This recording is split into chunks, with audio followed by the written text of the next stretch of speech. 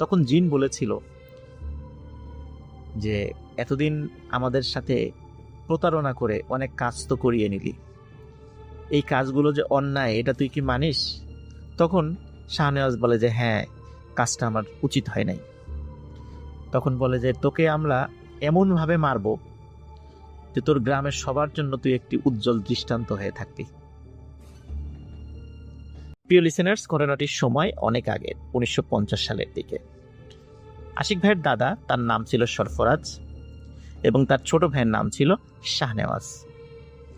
সরফরাজ এবং শাহনেওয়াজ দুইজন একত্রে রাত্রে তাদের বাড়ির পাশে বয়ে যাওয়া একটি ছোট্ট নদীতে মাঝে মধ্যেই মাছ ধরতে যেতেন।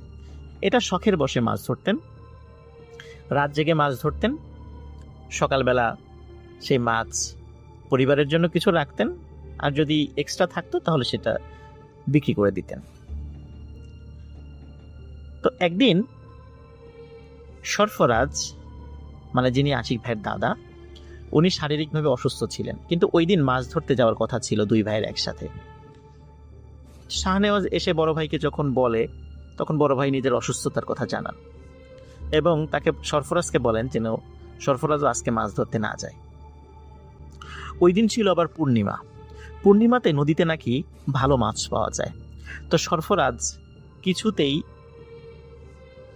থেকে যেতে রাজি হলেন না, বললেন যে ঠিক আছে, তুমি বাসায় থাকো, আমি একাই মাছ ধরতে যাব। কিন্তু শাহনেওয়াজ উনি বলছেন, মানে সরফরাজকে যখন এটা বললেন শাহনেওয়াজ, তখন সরফরাজ, যিনি আশিক ভাইয়ের দাদা, তিনি বললেন না, তুমি একা যাইবা, কোনো সমস্যা যদি হয়। তখন সরফরাজের এই কথা শুনে শাহনেওয়াজ বললেন যে না, আমি দোয়া কালাম জানি, আমার তেমন কোনো সমস্যা হবে না। তো ঠিক আছে, শাহনেওয়াজ উনি মাছ ধরতে চলে গেলেন। নদীটার কথা একটু বলে রাখি। নদীটা ছোট্ট নদী, এপাশ থেকে ওপাশ নৌকা চালিয়ে যেতে সর্বোচ্চ 10 মিনিট সময় লাগে, এবং চাঁদের আলোতেও এপার থেকে ওপার স্পষ্ট দেখা যায়। অনেকেই নদীতে মাছ ধরতে আসেন রাতের বেলা, একটু দূরে দূরে তারা জাল পাতেন। তো সেই দিনও যেহেতু পূর্ণিমা ছিল, বেশ অনেকেই মাছ ধরতে এসেছেন। বেশ দূরে দূরে নৌকাগুলো আছে, নৌকাতে আলো জ্বলছিল।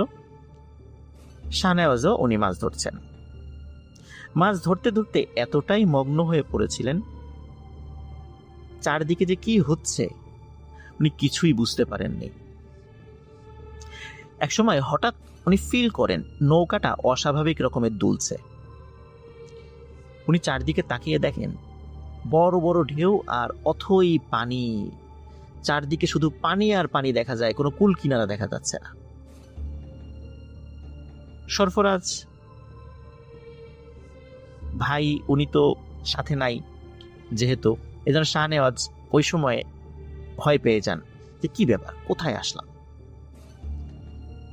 তখন দ্রুত উনি আয়াতুল কুরসি পড়ে শরীরে ফু দেন এবং নৌকাতে ফু দিয়ে নৌকা বন্ধ করে ফেলেন। শাহনেওয়াজ যখনই নৌকাটা বন্ধ করে ফেলেছে, গম্ভীর শব্দে একটি কণ্ঠস্বর তার কানে ভেসে আসে যে কি রে, মাছ কি তোরা একাই খাবি, আমাদেরকে কিছুই দিবি না? শাহনেওয়াজ ভাবে কি ব্যাপার, কথা বলে উঠল কে? নিশ্চয়ই অনেকক্ষণ ধরে মাছ টাছ ধরেছে, সে কানে ভুল শুনছে। আর আশেপাশে যে অথই পানি দেখছে এটাও মনে হয় ভুল। সে ওই নদীতেই আছে, যেহেতু সে নৌকা চালাই নাই, বইটা তেমন ভাবে সে বায় নাই, সুতরাং এত দূরে সে কিভাবে আসবে? এত দূরে আসার তো কোনো সম্ভাবনাই নাই। সুতরাং এসবগুলো তার চোখের ভ্রম হচ্ছে এবং কানে সে ভুল শুনছে। এরপর আবারও একই কণ্ঠস্বর ভেসে ওঠে এবং শাহনেওয়াজ শুনতে থাকেন, কি রে, মাছ কি তোরা একাই খাবি, আমাদেরকে দিবি না?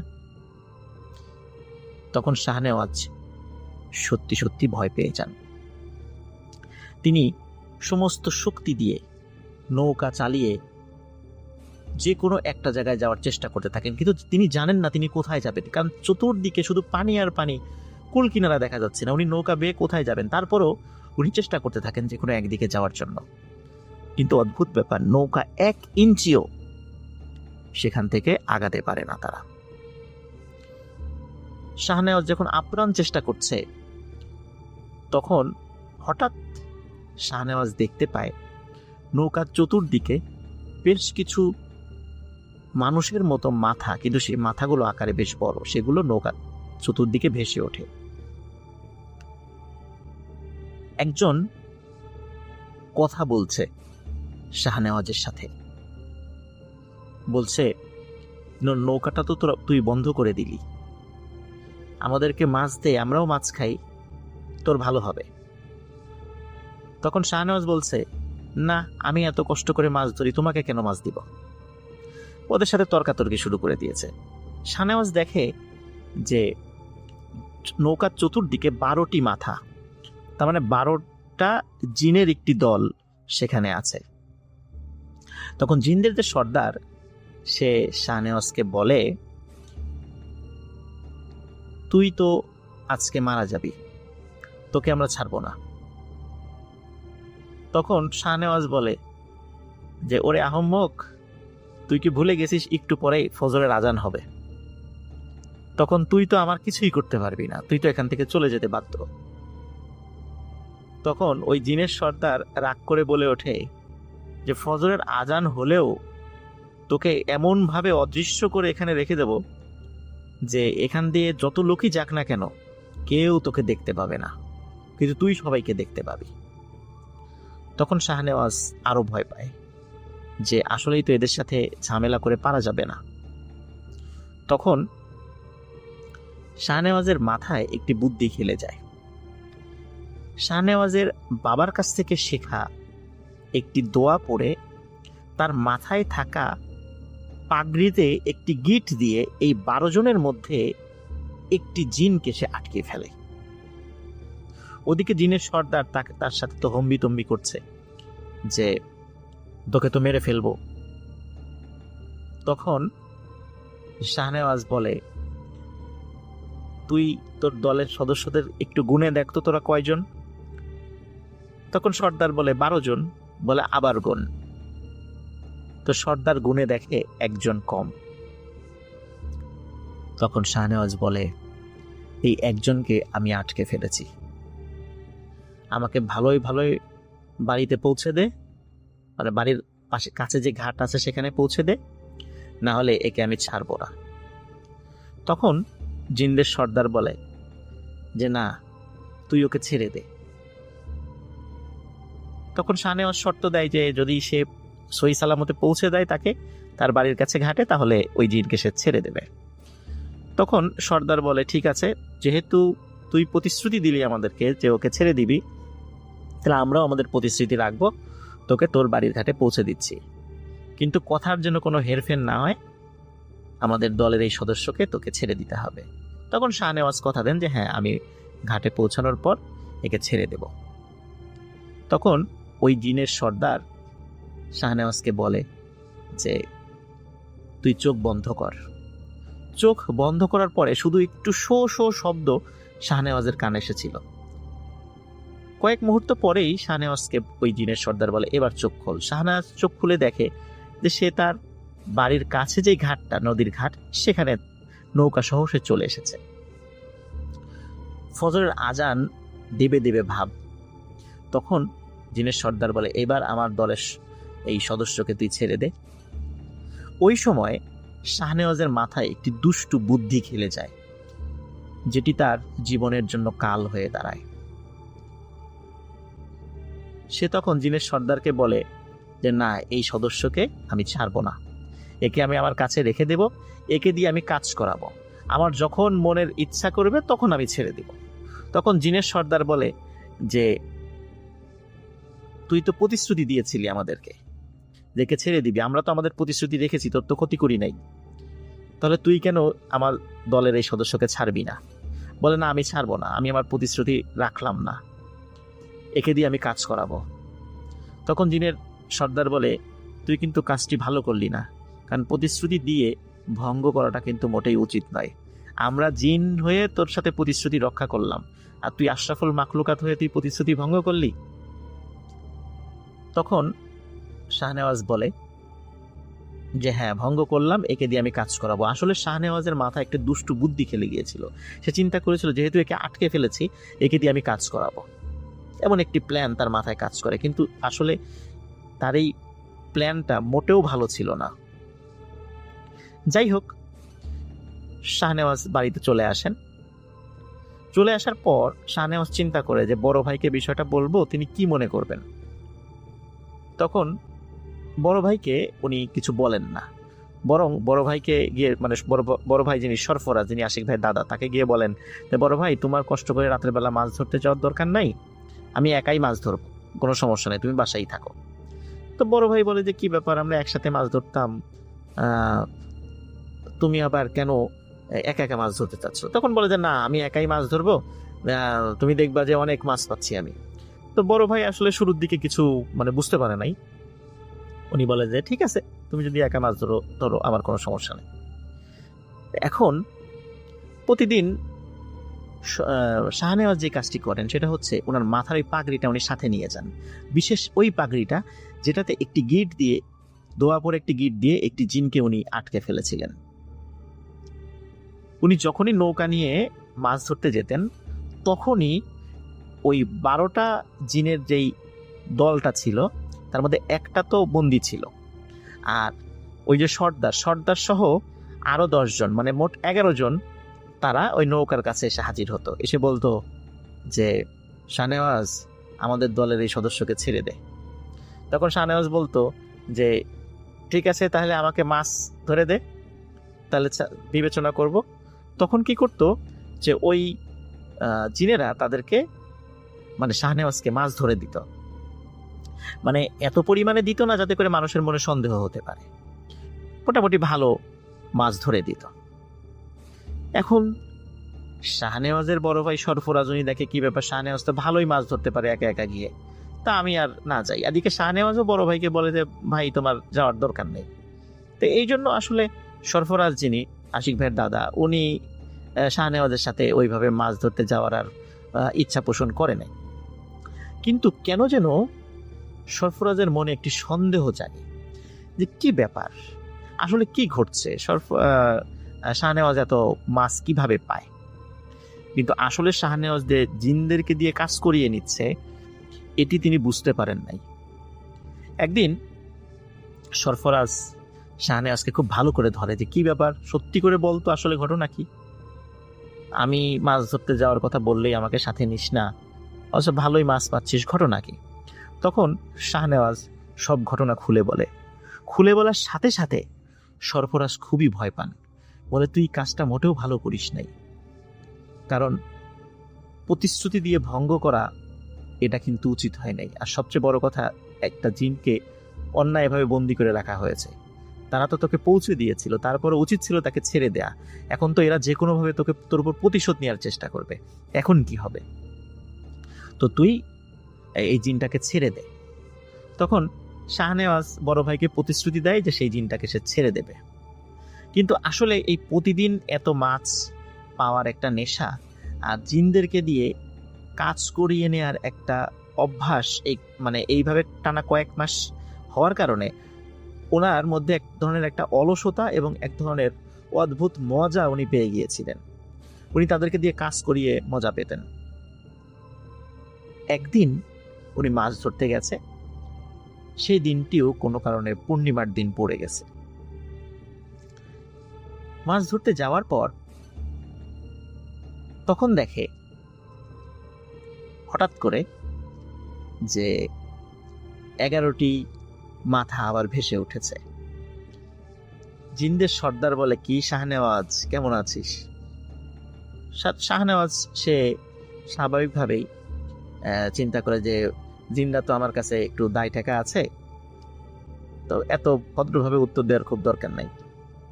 তো সে খুব তুচ্ছ তাচ্ছিল্যভাবে জবাব দেয়। তখন জিনের সর্দার বলে, শাহনেওয়াজ, তোর পাগড়িটা কোথায়, যে পাগড়িটা প্রতিদিন পরে আসতি? তো শাহনেওয়াজ বলে, কেন, মাথায় তো আছে। তাই বলে শাহনেওয়াজ যখনই মাথায় হাত দিয়েছে তখনই শাহনেওয়াজের সমস্ত শরীর ভয়ে কেঁপে ওঠে।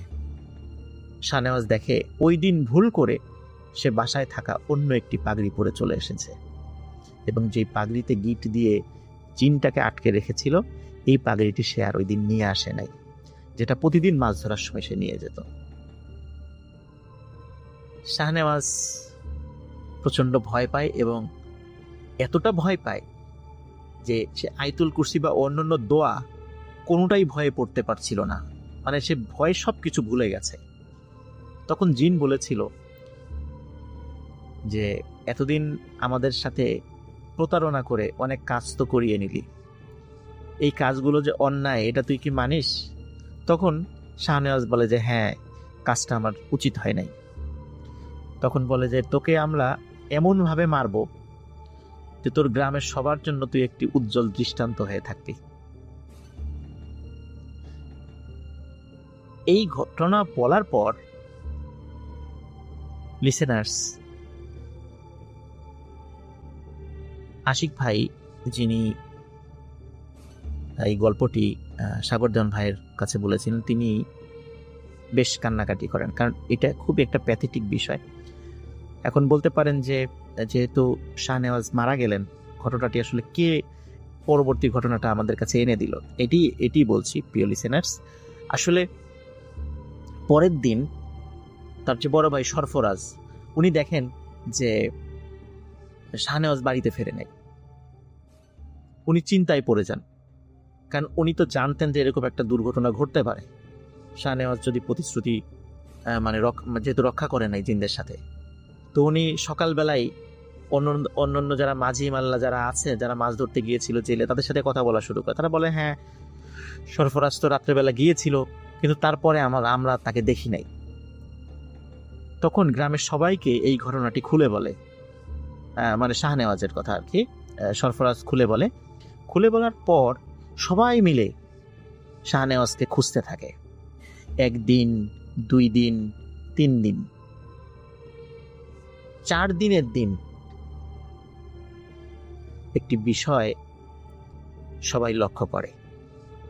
4 দিনের মাথায় দেখা যায় নৌকার নৌকার তো 2টা মাথা থাকে, দুপাশে চোখা থাকে, তো একটা মাথা নদীর তলদেশ থেকে ভেসে উঠেছে আর আরেকটা মাথা নিচের দিকে।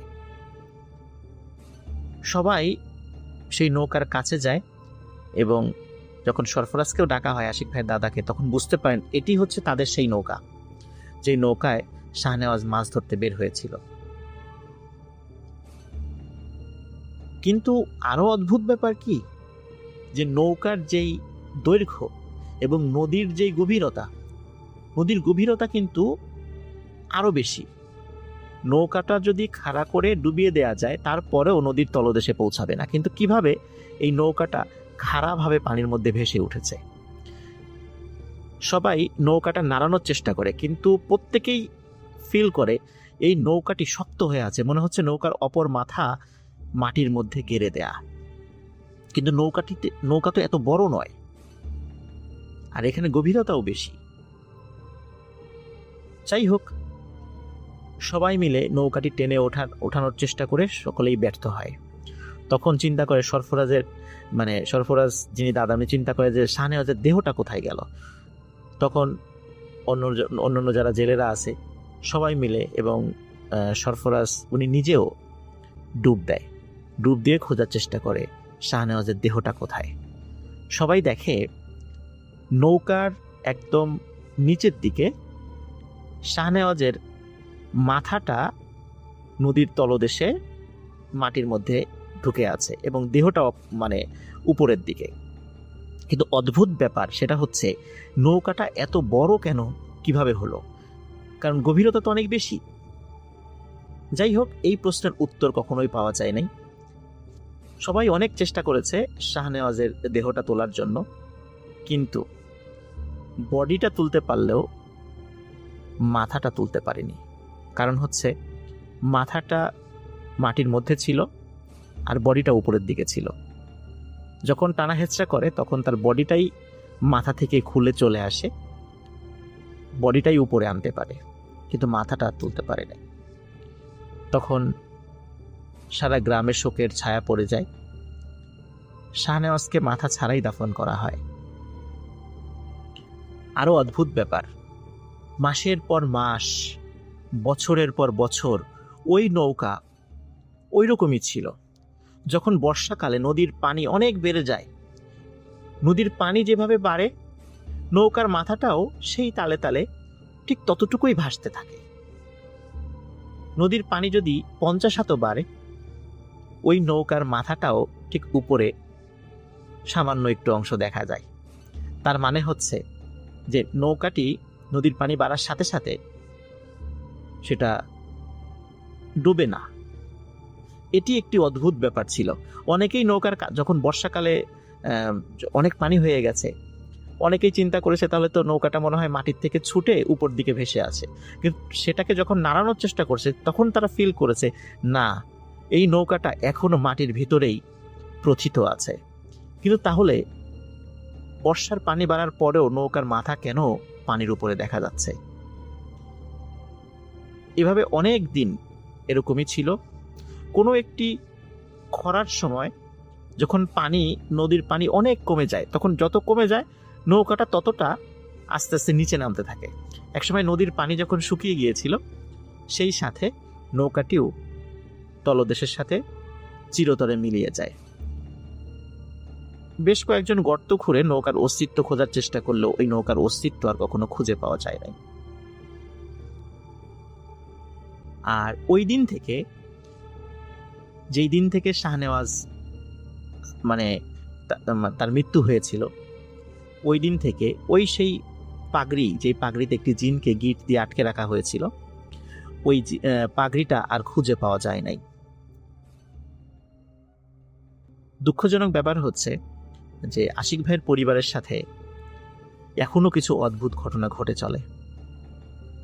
ওই জিনেরা এখনো আশিক ভাইয়ের পরিবারকে ছাড় দেয় নাই। যখন আশিক ভাইয়ের এই দাদা আর কি, সরফরাজ, তার ছোট ভাই শাহনেওয়াজ মারা গেলেন, পরবর্তীতে একজন হুজুরের মাধ্যম দিয়ে যখন এই জিনদেরকে হাজির করা হয়েছিল, তখন ওই রাত্রে কি ঘটনা ঘটেছিল জিনরাই নিজের মুখে স্বীকার করেছিল। সেখান থেকেই আসলে ওই দিন শাহনেওয়াজের মৃত্যু কিভাবে হয়েছিল সেটি জানা গিয়েছিল। প্রিয় লিসেনার্স, এই ঘটনা থেকে আমরা একটা বিষয় জানতে পারি, সেটা হচ্ছে যে প্রতিশ্রুতি যদি কাউকে, সে হোক মানুষ বা হোক জিন, যদি দেয়া হয় তাহলে অবশ্যই সেটি রক্ষা করাটা দায়িত্ব হয়ে পড়ে। এই প্রতিশ্রুতি রক্ষা না করে শাহনেওয়াজের মনে যে দুষ্টু বুদ্ধি চলে এসেছিল, এটির খেসারত দিতে হয়েছে তার জীবন দিয়ে। লিসেনার্স, আশা করি ঘটনাটি আপনাদের ভালো লেগেছে।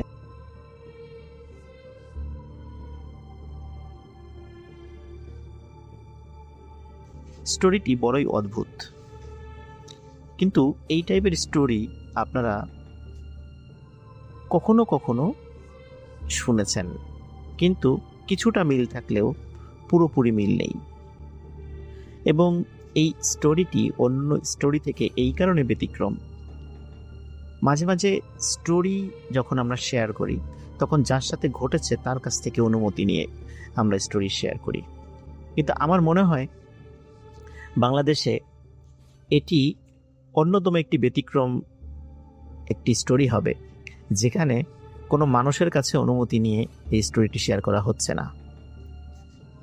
এই স্টোরিটি সরাসরি একটি জিনের কাছ থেকে অনুমতি নিয়ে শেয়ার করা হচ্ছে।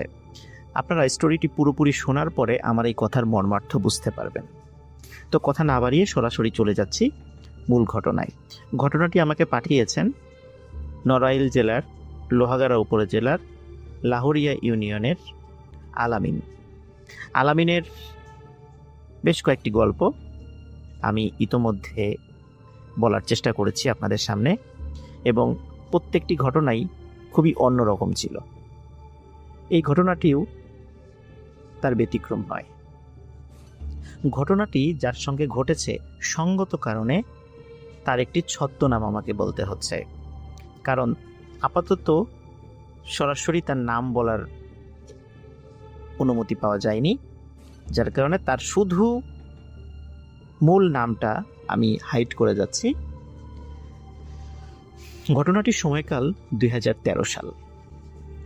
2013 সালের কোনো এক সন্ধ্যার পর এই ঘটনাটি ঘটে। ঘটনাটি যার সাথে ঘটে তিনি একটি মসজিদের ইমামতি করতেন। তার বয়স ছিল 22 থেকে 23 বছর ওই সময়টিতে। মাগরিবের নামাজের পরে রিফাত নামে একটি ছেলেকে তিনি আরবি পড়াতেন। রিফাতের বাড়ি লাহুরিয়া যে বাজার, সে বাজার থেকে সামান্য একটু দূরে। উনি মাগরিবের নামাজ পড়িয়ে রিফাতের বাসায় যেতেন এবং রিফাতকে আরবি পড়িয়ে আবার এশার নামাজ পড়াতে আসতেন। মাগরিবের পর যখন রিফাতকে তিনি পড়াতে যান, পড়ানোর একটি পর্যায়ে রিফাত বলে যে আমি একটু ওয়াশরুমে যেতে চাই। তো ওদের ওয়াশরুমটা ছিল বাসার বাইরে, সাধারণত গ্রাম সাইডে যেরকম থাকে আর কি। তো রিফাত ওয়াশরুমের কথা বলে বাইরে গিয়ে হঠাৎ চিৎকার চেঁচামেচি শুরু করে। রিফাত তার মাকে ডাকছে। ওই সময় তার বাবা বাড়িতে ছিল না, তার দাদাও বাড়িতে ছিল না, তার মা ছিল আর ওই হুজুর ছিল, মানে যেই ভাইয়ের কথা বা যে ভাইয়ের স্টোরিটা আমি আজকে শেয়ার করছি। তখন তার মাকে ডাকাডাকি শুরু করে। তখন তার মা হুজুরকে বলে, চলেন তো দেখি ও ডাকাডাকি করছে কেন। তখন তারা টর্চ লাইট নিয়ে বাইরে বের হয়। রহস্য তখন থেকেই শুরু। রিফাত বলে যে দেখো দেখো, অদ্ভুত প্রকৃতির একটি সাপ। সত্যি আলো জ্বালিয়ে দেখা যায় অদ্ভুত প্রকৃতির একটি সাপ। এই সাপটি এর আগে কেউ কখনো দেখেনি এবং সাপটি অন্য রকমের একটি সুন্দর সাপ। মানে এটা সৌন্দর্যের সাথে অন্যান্য সাপের আসলে মিল পাওয়া যায় না। খুবই সুন্দর একটি সাপ। এখন অদ্ভুত ব্যাপার হলো, সাপটি ওইখান থেকে সরে চলে যাচ্ছে না, সে নড়াচড়া করছে কিন্তু ওই জায়গাটাতেই আছে। এখন রিফাতের যিনি আরবি হুজুর, উনি চিন্তা করছেন যে আসলে সাপটি মারবেন কি মারবেন না। উনি দ্বিধাদ্বন্দ্বে আছেন। এই দ্বিধাদ্বন্দ্বের একটি পর্যায়ে উনি সিদ্ধান্ত নেন যে না, সাপটিকে তিনি মেরে ফেলবেন। দ্রুত উনি একটি লাঠি নিয়ে এসে সাপটির গায়ে আঘাত করেন এবং অল্প সময়ের মধ্যেই সাপটি মারা যায়। সাপটি মারা যাওয়ার পরে তারা সবাই চিন্তা করে যে এই ধরনের সাপ এর আগে কখনো তারা দেখেনি। এই জন্য ওই ভাই উনি তার কাছে থাকা মোবাইলে কয়েকটি ফটো তুলে রাখেন ওই সাপের। প্রিয় লিসেনার্স, ঘটনাটির শুরু এখান থেকেই। যেদিন সাপটিকে মারা হয় ওই দিন ছিল বৃহস্পতিবার সন্ধ্যার পর।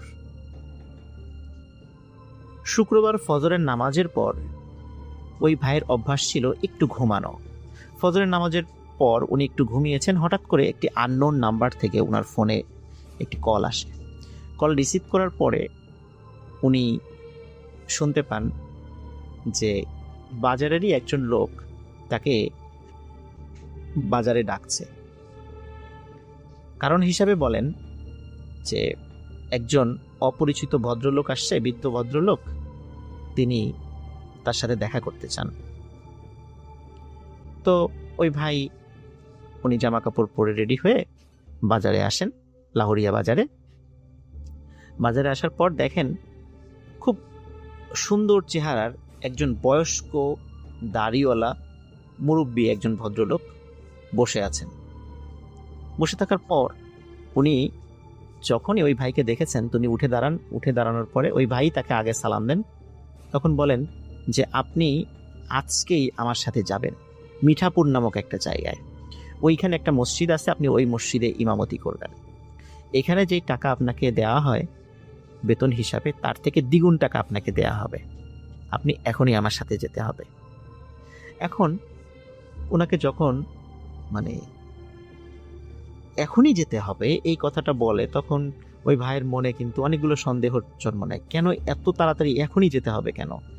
উনি বলে যে আসলে আমি তো এখানে একটা চাকরি করি, আমি তো এইভাবে হঠাৎ করে চলে যেতে পারি না। কিন্তু উনি বলে যে আপনি এখন একজনকে এখানে রেখে আমার সাথে যেতে হবে এবং এখনই ওই মিঠাপুর মসজিদে গিয়ে আপনি জুম্মার নামাজ পড়াবেন শুক্রবারে। এই ঘটনার আকস্মিকতায় উনি হতভম্ব হয়ে যান যে এইভাবে তো কেউ সচরাচর বলে না। তখন ওই ভাই তার ছোট ভাইকে জুম্মার নামাজ পড়ানোর দায়িত্ব দিয়ে ওই মুরব্বির সাথে মিঠাপুরের উদ্দেশ্যে রওনা দেন। স্বাভাবিকভাবেই যেই পরিবহন ব্যবস্থা ছিল সেই পরিবহনের মাধ্যমে মিঠাপুরে আসেন এবং মিঠাপুরে একটি মসজিদে উনি জুম্মার নামাজ পড়ান। জুম্মার নামাজ পড়ানোর পর আসরের নামাজ, মাগরিবের নামাজ, এশার নামাজ যখন হয়ে যায়, এশার নামাজের পর যখন ওনাকে যেখানে থাকতে দেওয়া হয়েছে সেখানে বিশ্রাম নিচ্ছিলেন, হঠাৎ করে একজন মানুষ এসে তার দরজায় নক করে। দরজা খুলে দেখে ওই মুরব্বি, যেই মুরব্বি তাকে সকালবেলায় এই মিঠাপুরে নিয়ে এসেছিল।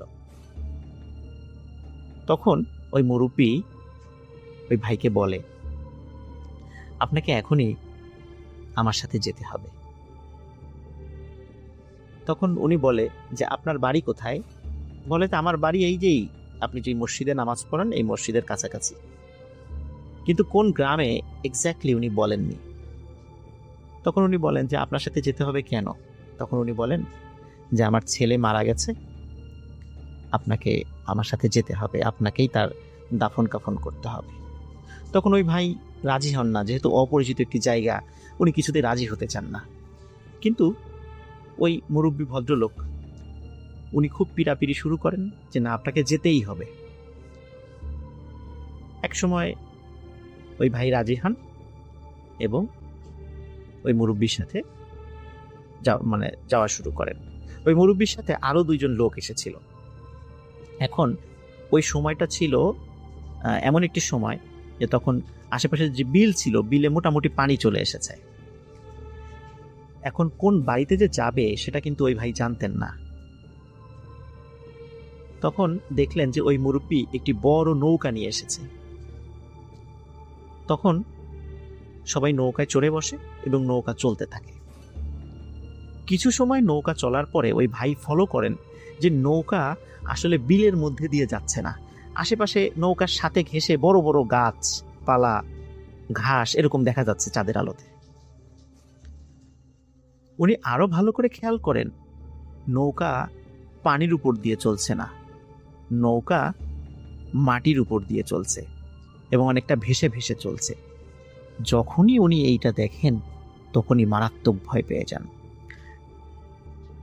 তখন উনি কিছু বলার আগেই নৌকার সামনে থাকা ওই ভদ্রলোক ওই ভাইকে বলেন যে বাবা, তোমার কোনো ভয় নেই, তুমি নিশ্চয়ই বুঝতে পেরেছ যে আমরা মানুষ নই, আমরা জিন। আমার সন্তান মারা গেছে, এই সন্তানকে গোসল করানো, জানাজা পড়ানো এবং দাফন করা থেকে শুরু করে নিয়ে সব কাজ তোমাকেই করতে হবে। তখন উনি আসলে ঘটনার আকস্মিকতায় এতটা হতভম্ব হয়ে গিয়েছিলেন যে উনি তখন কি বলবেন কিছু বুঝে উঠতে পারছেন না। কারণ উনি সজ্ঞানে দেখছেন যে ওনার চারদিকে যারা আছে সবাই জিন, কিন্তু মানুষরূপী, এবং এই নৌকাটি শূন্যের উপর দিয়ে ভেসে চলছে, কিন্তু সেটা মাটির উপর দিয়ে, পানির উপর দিয়ে নয়।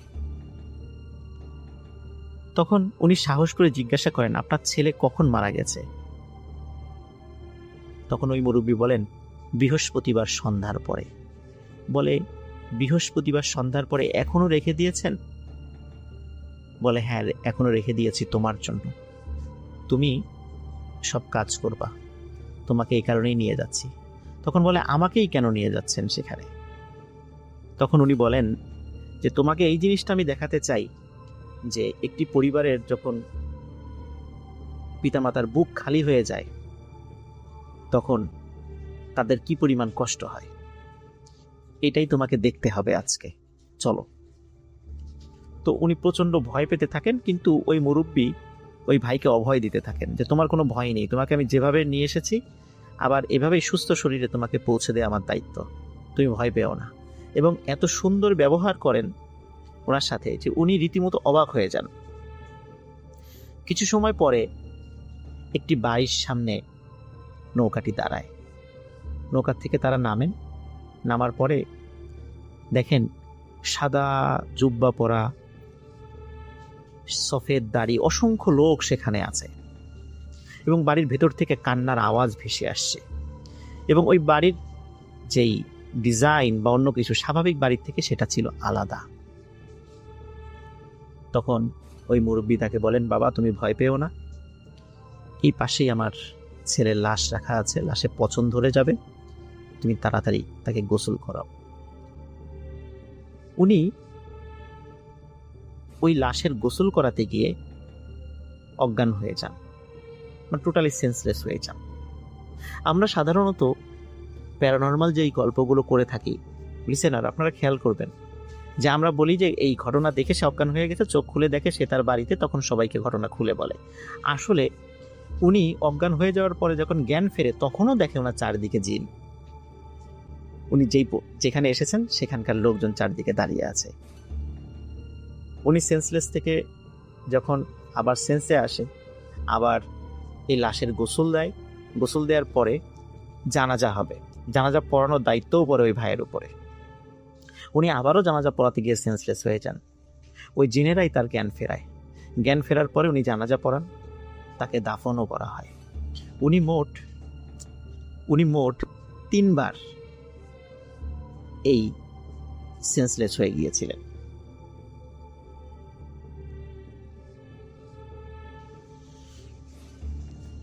জানাজা থেকে শুরু করে নিয়ে সব কাজ শেষ হয়ে যাবার পর ওই লোক, মানে ওই জিন ভদ্রলোক, তাকে আবার বাড়িতে পৌঁছে দেওয়ার ব্যবস্থা করেন। বাড়িতে পৌঁছে দেওয়ার আগে উনি ওই ভাইকে একটি উপদেশ দেন। তিনি বলেন যে, বাবা, তুমি তো আমার অনেক বড় ক্ষতি করে ফেলেছ। নিশ্চয়ই তুমি দেখতে পেয়েছ যে আমার স্ত্রী কিভাবে কান্নাকাটি করছিল, সেই শব্দ তুমি শুনেছ। তোমার কাছে একটি বিনীত অনুরোধ থাকবে, কখনোই রাতের বেলা হঠাৎ করে সাপ বলে কোনো কথা নয়, কোনো প্রাণীর গায়েও অকারণে আঘাত করো না, সে যদি তোমার ক্ষতি না করে। আর সাপ রাতের বেলা মারার ক্ষেত্রে অবশ্যই সতর্ক থাকবা, তা না হলে আমার মতো এমন অনেক জিনের বুক খালি হয়ে যাবে। এই পরামর্শ দিয়ে তিনি আবার 2 জন জিনকে বলেন যে তাকে পৌঁছে দিয়ে আসতে। একই রকম ভাবে তার মসজিদের কাছে এসে তারা পৌঁছে দেয়। পৌঁছে দেওয়ার সাথে সাথে উনি দৌড়ে মসজিদের ভিতরে ঢোকার চেষ্টা করছিলেন, কিন্তু মসজিদের মানে মেইন কম্পাউন্ডে আসার আগে একটু কাদা ছিল, কাদার মধ্যে উনি পড়ে যান। পড়ে যাওয়ার সময়, মানে পড়ে গিয়ে আবার উনি সেন্সলেস হয়ে যান। ফজরের সময় যখন মুসল্লিরা নামাজ পড়তে আসে তখন দেখে যে উনি এইভাবে পড়ে আছেন। তখন তারা তাকে জ্ঞান ফেরায়, জিজ্ঞেস করে কি হয়েছে। কিন্তু এই ঘটনাটি ওই জিন কাউকে বলতে নিষেধ করেছিলেন, যার কারণে উনি এটি তাদেরকে বলার সাহস করেননি। বলে যে ফজরের সময় আজান দেওয়ার জন্য উঠেছিলেন, কিন্তু পা পিছলে পড়ে গিয়ে সেন্সলেস হয়ে গিয়েছিলেন। তো এই বিষয়টি বলে তিনি সবাইকে এড়িয়ে যান, সবার এই প্রশ্নকে উনি অ্যাভয়েড করেন এইভাবে বলে।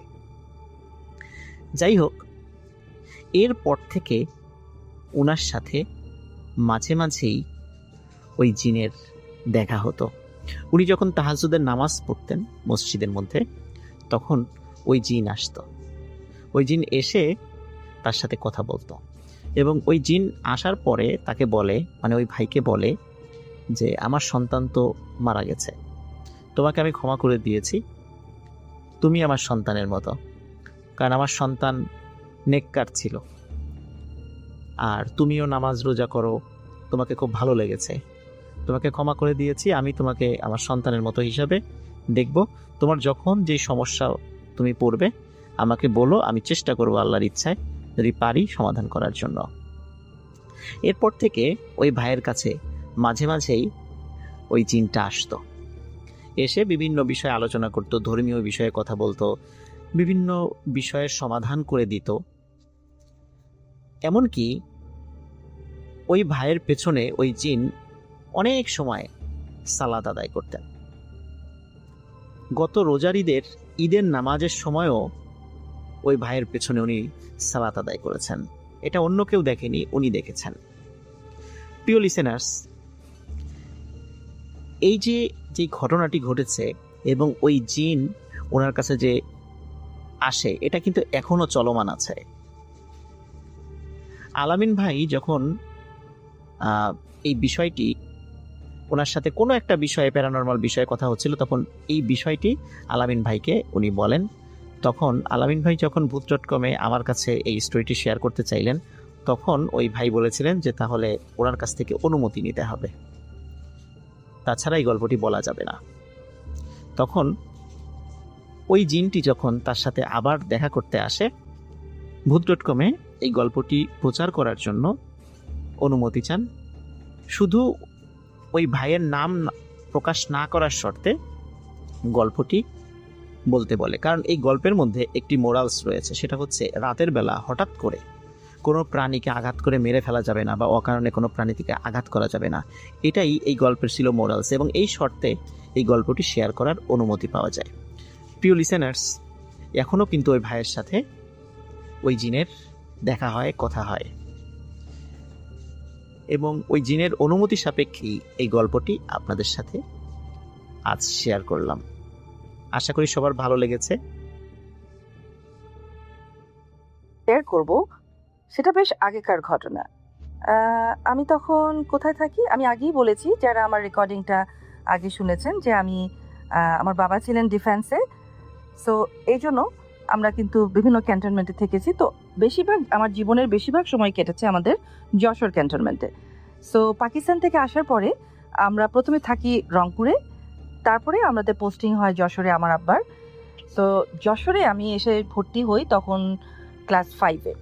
বাট ঘটনাটা যেটা বলছি সেটা তখন আমি হয়তো পড়ি ক্লাস লাইক 8-এ, 7-এ বা 8-এ, বেশ আগের কথা। তো আমি আজকে যে গল্পটা বলবো, যে ঘটনাটা বলবো, সেটা আমাদের ক্যান্টনমেন্টের, যশোর ক্যান্টনমেন্টের বাসার পাশের বাসার ঘটনা। একই বাসায় আমি দুজনের ঘটনাটা বলবো। সো প্রথমে আমি যার কাছ থেকে আমি গল্পটা শুনেছি, আমি তার ঘটনাটা বলবো। আমাদের পাশের বাসায় তখন থাকতেন মতিউর রহমান আঙ্কেল, যিনি পরে জেনারেল মতিউর রহমান। আমি জানি না ওনাকে সবাই চিনে কিনা। জেনারেল মতিউর রহমান আঙ্কেল আমাদের পাশের বাসায় থাকতেন। ওনার তখন 3টা ছেলে মেয়ে ছিল। সো সবচেয়ে মজার কথা হলো, একটু না বলে পারছি না, ওনার পরে আরও একটা মেয়ে হয়েছিল। আমি যখন ক্লাস 8-এ পড়ি তখন কিন্তু ওই মেয়েটা হয় নাই।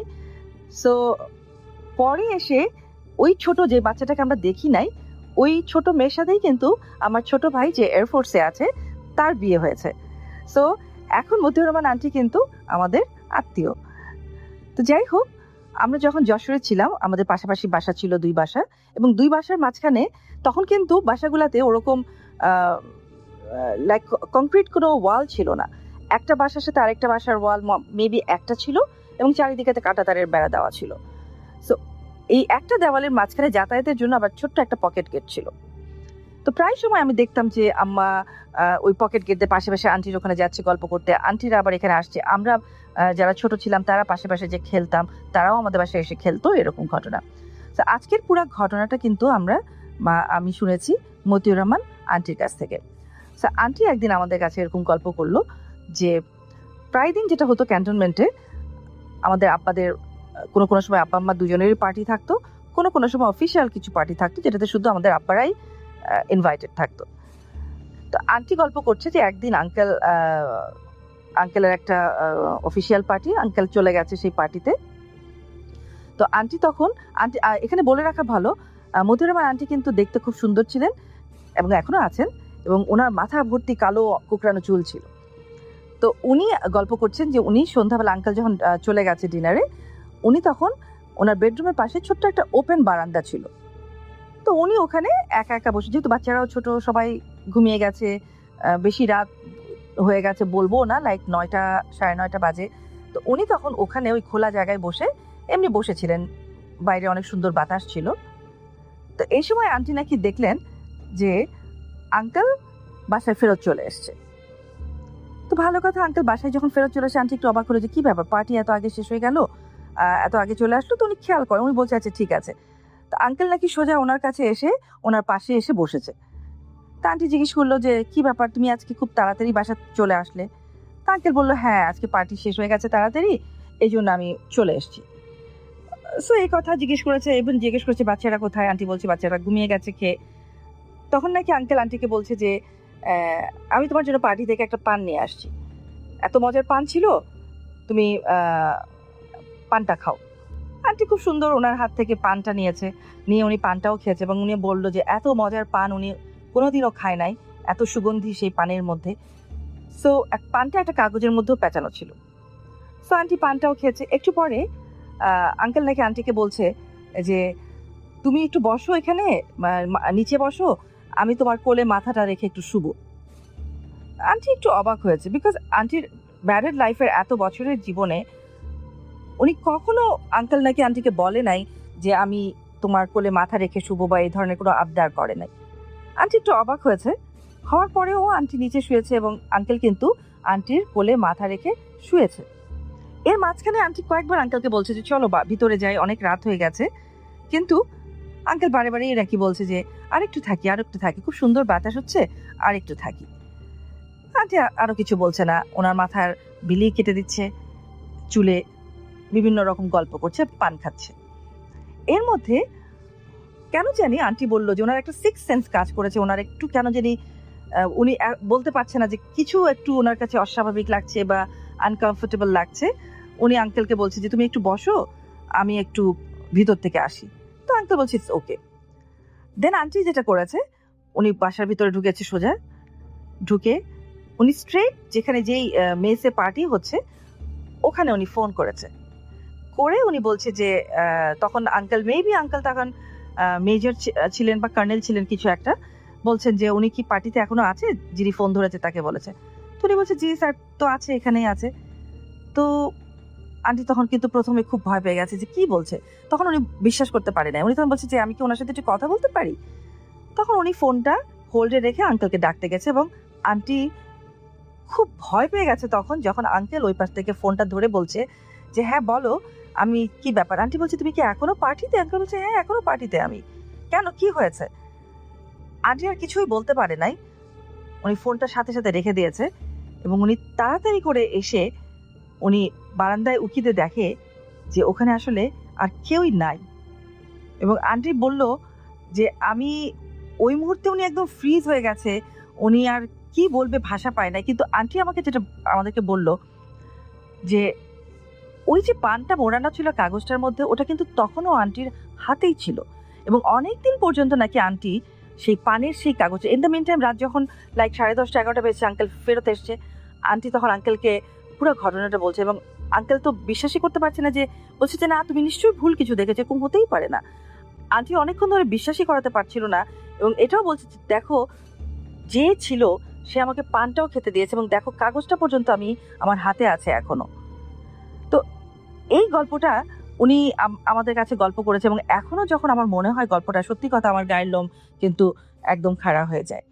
তো যাই হোক, আন্টিরা তারপরে ওই বাসা থেকে পোস্টিং হয়ে অন্যখানে চলে গেল, ঢাকায় বা অন্য কোনোখানে।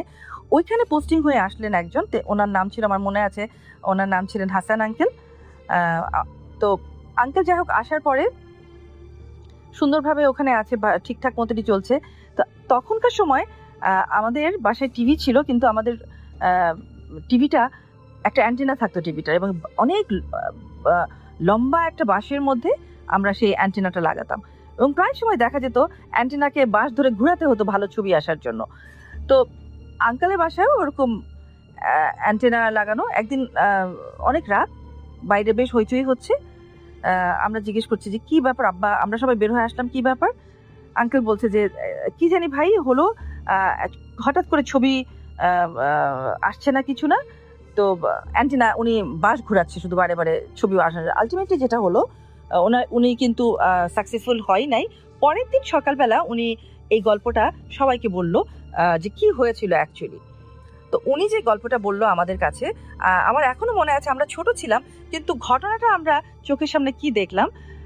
উনি বলল যে কালকে রাতে উনি যখন অ্যান্টিনাটা বারে বারে ঘোরাচ্ছে, বাঁশ ঘোরাচ্ছে, কিছুতেই ছবি আসছে না, কেউ একজন ওনাকে ফিসফিস করে কানে কানে বলেছে যে তুমি যতই চেষ্টা করো তুমি আজকে টিভি দেখতে পারবে না। এই কথাটা নাকি ওনাকে কেউ বলেছে, উনি স্পষ্ট শুনেছে ওনাকে কেউ একজন বলেছে।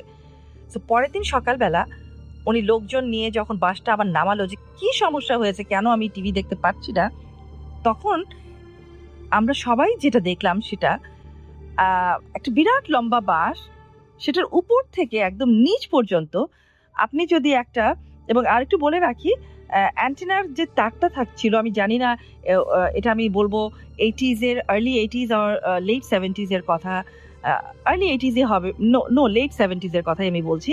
ওই সময় অ্যান্টেনার তারটা কিন্তু চ্যাপ্টা টাইপের ছিল, একদম চ্যাপ্টা টাইপের লম্বা তারটা। তো আমরা চোখের সামনে যেটা দেখলাম যে উপর থেকে একদম নিচ পর্যন্ত কেউ একজন একটা তারের মধ্যে কামড়ালে যে কামড়ের দাগটা, একদম নিচ থেকে উপর পর্যন্ত পুরো তারটা ওরকম কামড়ের দাগ দেওয়া। অ্যান্ড সত্যি কথা, দিস ইজ ভেরি আনইউজুয়াল, এবং বলবো যে এটা কিভাবে সম্ভব, এত উঁচু একটা বাঁশ যেটা তখনও লাগানো ছিল, সেটার উপর থেকে একদম নিচ পর্যন্ত ওরকম কামড়ানোর দাগ। তো যাই হোক, তখন তো ছোট ছিলাম, এত কিছু বুঝতাম না আমরা যে এটা কি হচ্ছে না হচ্ছে। পরবর্তীতে যেটা আমরা আব্বার কাছে শুনলাম ঘটনা, বা আম্মার কাছেও আমরা ঘটনা শুনলাম, যে ও হাসান আঙ্কেলেরই আরেকটা ঘটনা, সেটা হলো যে উনি একদিন, ওনার মোটরসাইকেল ছিল একটা, উনি সন্ধ্যাবেলায় বাসায় ফিরছে মোটরসাইকেলে করে। তো উনি হঠাৎ করে কি হলো, দেখা গেল উনি হসপিটালে অ্যাডমিট, মোটরসাইকেল থেকে উনি পড়ে গেছে। তো আব্বা যেহেতু ডক্টর ছিলেন, তো যাই হোক, আব্বা হসপিটালে গেল, কি ব্যাপার হাসান, তুমি এরকম ভাবে ড্রাইভ করছো মোটরসাইকেল, তুমি পড়ে গেলে এরকম। তো তখন নাকি হাসান আঙ্কেল আব্বাকে বলেছে যে অ্যাকচুয়ালি স্যার, আমি তো মানে নিচে থেকে অ্যাক্সিডেন্ট করি নাই, আমাকে কেউ একজন জোরে ধাক্কা দিয়ে ফেলে দিয়েছে আমি যখন গেট দিয়ে ঢুকছিলাম তখন। আব্বা তো প্রথমে বিশ্বাসই করবে না, বাট যেহেতু তার আগে এরকম একটা ঘটনা ওই বাসায় হয়ে গেছে ওনার সাথেই, তো আব্বা কিন্তু কিছু বলেও নাই সেটা, যে আচ্ছা ঠিক আছে। বাট উনি কিছুতেই ভুলতে পারছে না যে স্যার, উনি কাউকে বিশ্বাস করাতে পারছে না যে আমি স্যার পড়ি নাই, আমাকে কেউ একজন জোরে ধাক্কা দিয়ে ওখান থেকে ফেলে দিয়েছে। তো এই ঘটনা দুইটা, একই বাসার দুইটা ঘটনা। আমি জানি না ওই বাসায় এমন কিছু আছে কিনা বা ছিল কিনা। আমরা তখন সত্যি, আমরা নিজেরাও অনেক ছোট, যতটুকু আমার মনে আছে, যতটুকু আমি শুনেছি তখন আব্বাদের কাছে, বা আমি বড় হয়ে ওই স্টোরিটাকে এখন রিলেট করতে পারি। তো আমার কাছে এখন মনে হয়েছে যে হ্যাঁ, নিশ্চয়ই কিছু তো একটা ডেফিনেটলি ওখানে ছিলই। তো আশা করি এই ঘটনাটা আপনাদের ভালো লাগবে।